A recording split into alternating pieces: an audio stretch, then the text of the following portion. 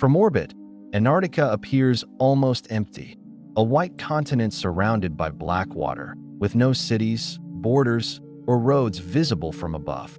But that blank surface is a disguise. Under the ice lies a landscape of rivers, lakes, valleys, volcanoes, mountain chains, and forgotten human outposts.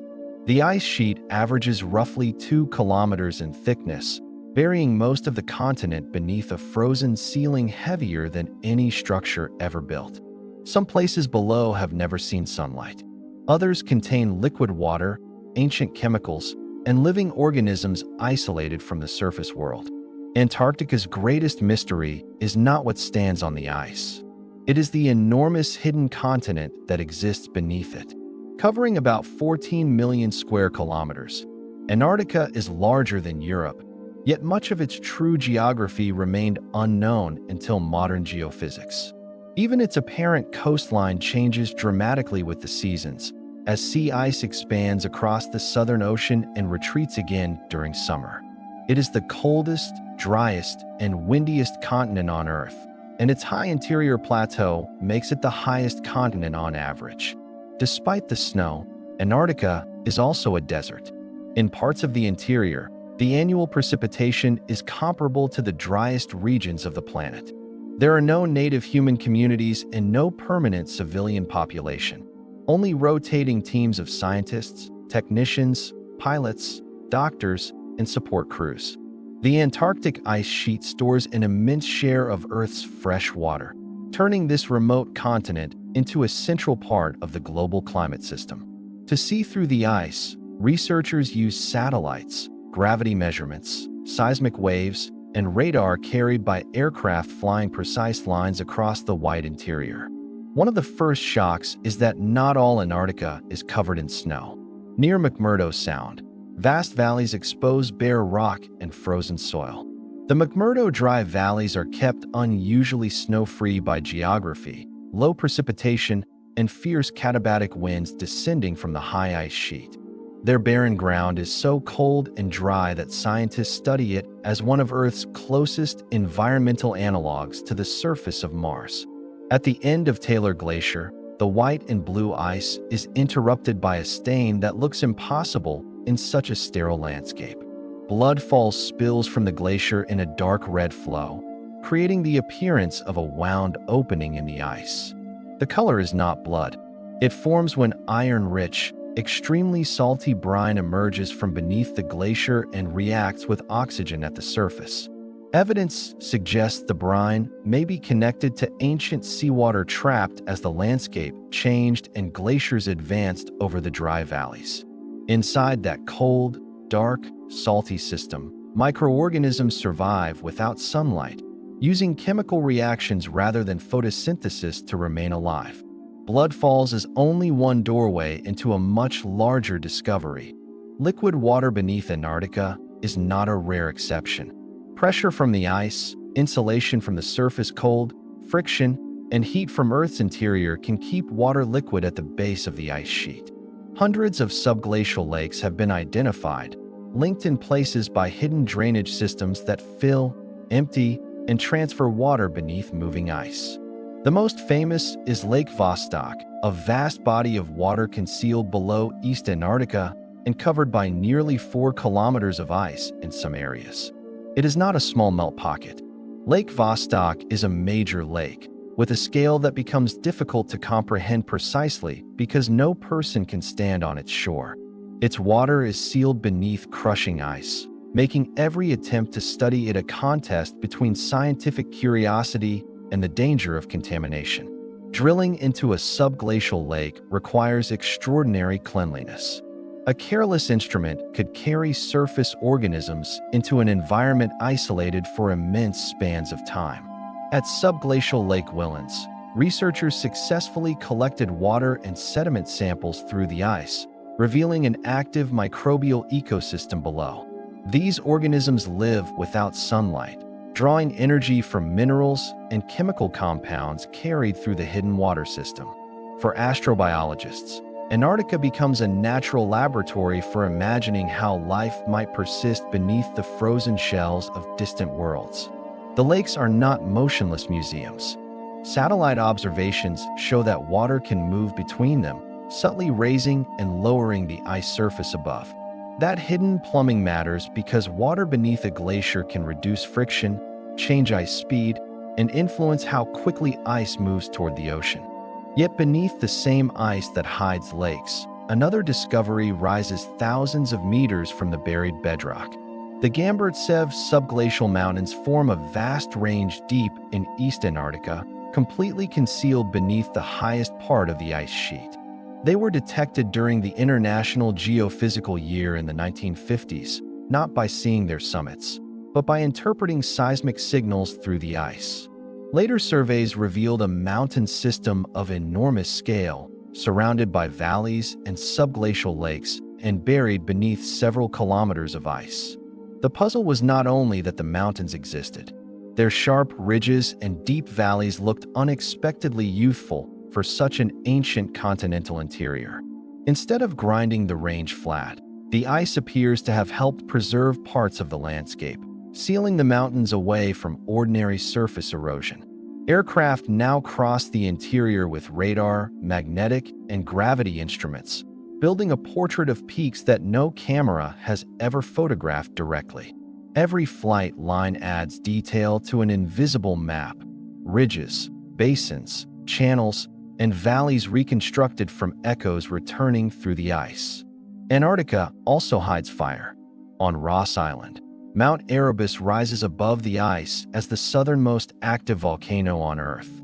Near its summit, a persistent lava lake exposes molten rock to the polar atmosphere, an extraordinary meeting of heat and extreme cold.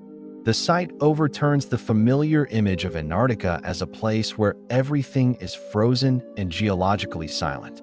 Around warm volcanic vents, steam can carve chambers into the ice, forming caves illuminated by blue light filtering through the frozen roof.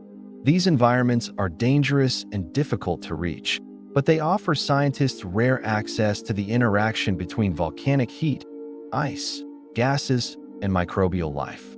Farther north, Deception Island presents an even stranger geography, an active volcanic caldera whose flooded interior can be entered by ship.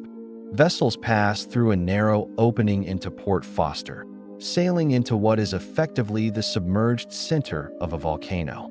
Along Whalers Bay, rusting tanks, boilers, buildings, and boats preserve the remains of an industrial whaling station and later scientific activity. Eruptions in 1967 and 1969 forced evacuations and damaged research facilities, leaving ash, debris, and abandoned structures across the volcanic shore. Today, black sand, steaming ground, ice cliffs, and ruined buildings share the same bay, compressing geology and human history into one unsettling landscape.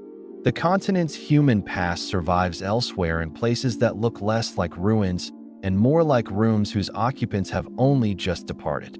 Historic expedition huts remain along the Ross Sea, protected by conservation teams and preserved by the cold, dry environment.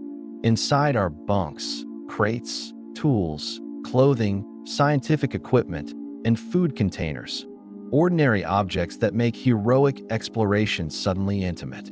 Outside, sledges, anchors, fuel cans, and weathered timber reveal how fragile early expeditions were against distance, wind, darkness, and hunger. Roald Amundsen reached the South Pole first in 1911. Robert Falcon Scott arrived weeks later, and his returning party did not survive the journey. Their story is often reduced to rivalry, but the landscape reveals the deeper truth. Survival depended on planning, transport, weather, health, and countless small decisions.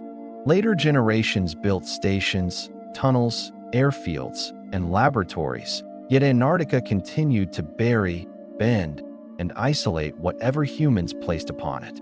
Some abandoned structures now sit half-submerged in snow, while others disappeared beneath accumulation or were carried by the slow movement of ice. Modern stations must be engineered for the same restless surface. Some buildings stand on adjustable legs or ski-like foundations so they can be raised or relocated. Antarctica also collects objects that began their journey far beyond Earth's atmosphere. On blue ice fields, flowing ice and powerful winds concentrate meteorites at the surface, making dark stones visible against polished ice. Scientists have recovered thousands of them, turning parts of Antarctica into one of the most productive meteorite hunting environments on Earth. Each specimen can preserve material from the early solar system, the Moon, or Mars, carried across space before landing on the frozen continent. One Antarctic meteorite, LH84001, became famous when researchers debated whether structures inside it might relate to ancient Martian life, a claim that remains disputed. The rocks beneath Antarctica tell an equally surprising story. The continent was not always a frozen desert. Fossil wood, leaves, pollen, coal, and marine sediments reveal past climates in which forests grew at high southern latitudes.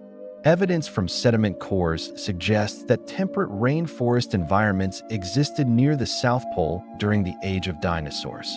Over geological time, continental movement, changing oceans, declining atmospheric carbon dioxide, and the growth of ice transformed Antarctica into the world we know. The continent therefore records two opposite Earths, one green and connected to ancient supercontinents, the other isolated beneath a vast frozen shield. Its political map is just as unusual. The Antarctic Treaty was signed in 1959 and established the continent as a place for peaceful activity and scientific cooperation. Territorial claims were not erased, but the treaty set them aside, preventing the continent from becoming an ordinary arena of national expansion. Military activity is restricted, while personnel and equipment may support peaceful scientific work, rescue, transport, and logistics. The Environmental Protocol prohibits mineral resource activities other than scientific research and designates Antarctica as a natural reserve devoted to peace and science. A persistent myth says those protections automatically expire in 2048. They do not. Neither the treaty nor the protocol has a fixed termination date. Across the continent, international teams share observations, coordinate logistics, and maintain instruments in one of the most demanding environments ever occupied. Ice cores drilled from the interior preserve layers of snowfall and tiny bubbles of ancient atmosphere, allowing scientists to compare climate and greenhouse gases across deep time. Radar, satellites, ocean instruments, and field camps are still expanding the map, revealing that the hidden continent is dynamic rather than frozen in place. What happens here does not remain here. Antarctic ice and the Southern Ocean influence sea level, ocean circulation, climate, and ecosystems far beyond the polar world. The real secrets of Antarctica are not secret bases or imaginary walls. They are mountains, water, fire, life, memory, and planetary history concealed beneath ice. And even after decades of exploration, the white surface remains unfinished, a cover over a world that science is only beginning to read.